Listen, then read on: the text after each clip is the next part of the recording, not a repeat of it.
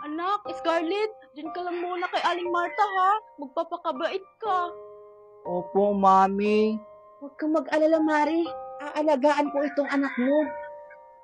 Maraming salamat talaga, Mari. Huwag kang mag-aalala. Babawi ako.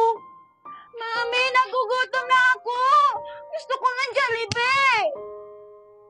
Wait lang, anak. Nag-uusap pa kami ni Maring Lena.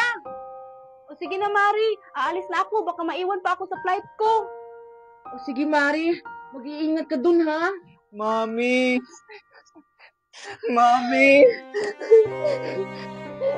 Mami, basta bilan mo ako ng maraming tsokolet at maraming laruan ha pag-uwi mo.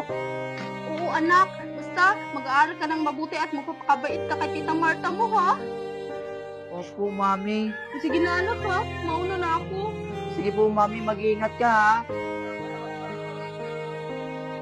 Tama na, Scarlett. Tara, doon na tayo sa bahay. Mami, nasaan na yung Jollibee ko? Ito na, anak. Ito na, anak. Ito na yung Jollibee mo. Wow! Fried chicken!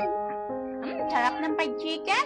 Pakabusog ka dyan, anak, ha? Ubusin mo yan lahat. Opo, Mami. Ang sarap talaga ng fried chicken. Tita, saan na po yung fried chicken ko? Wala lang fried chicken. Ubus na. Kumain ka na lang dyan na walang ulam. Oo nga, Scarlett, huwag kang maarte. Ito asin, ulamin mo.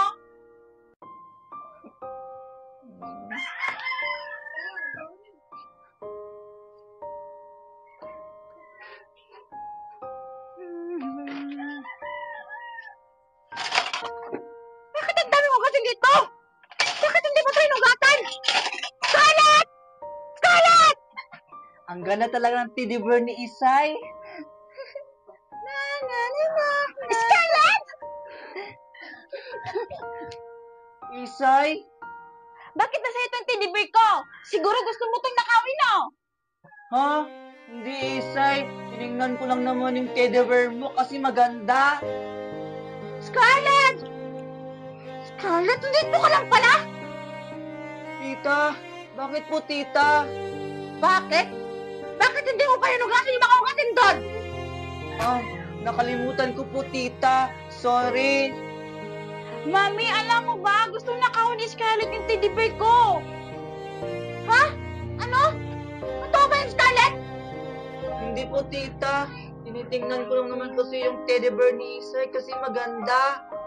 Hindi po yung totoo, Mami. Nakita ko nga po siyang tinatago niya tong teddy bear ko.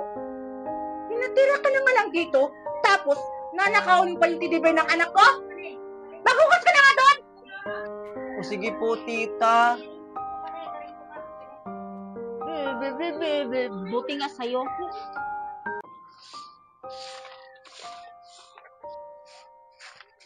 Sikat ka talaga, Scarlett. Umanda ka talaga sa akin. Aray! Bakit mo naman ako binangga, Scarlett? May problema ka sa akin? Ha? Anong binangga? Ikaw nga yung bumangga sa akin eh. Ako ba? Sorry ha, hindi kasi kita nakita. Alam mo Isay, may problema ka sa akin. Sabihin mo, hindi yung gumagawa ka ng gulo.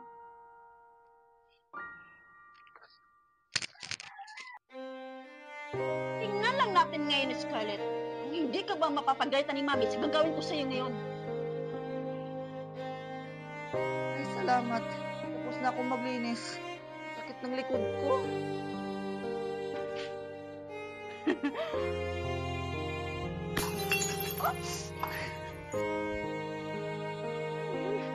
Isay! Ano yun? Ala, bakit may basag na baso? Isay!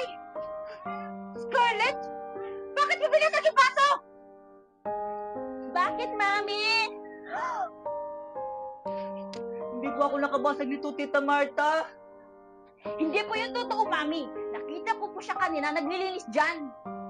Eh, ngayon lang naman po ako pumasok dito sa kusina. Tapos pagpasok ko dito, may nakita akong basong basag. Nagsisinungaling lang po siya, Mami.